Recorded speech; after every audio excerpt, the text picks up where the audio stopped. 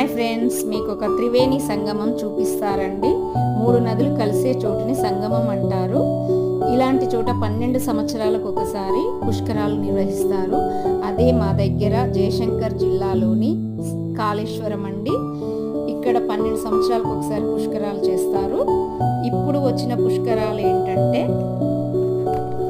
అత్యంత ప్రతిష్టాత్మకంగా నిర్వహించే సరస్వతి పుష్కరాలండి. దక్షిణాన కుంభమేళాని తలపించేలా శ్రీ కాళేశ్వర ముక్తీశ్వర క్షేత్ర సన్నిధిలో 12 రోజుల పాటు సరస్వతి పుష్కరాల మహోత్సవాలు తేదీ 15/5/2025 నుండి 26/5/2025 వరకు కాళేశ్వరంలోని త్రివేణి సంగమంలో పుష్కర స్నానాలు. రండి, ఇంకెందుకు ఆలస్యం, కాళేశ్వరంలోని త్రివేణి సంగమం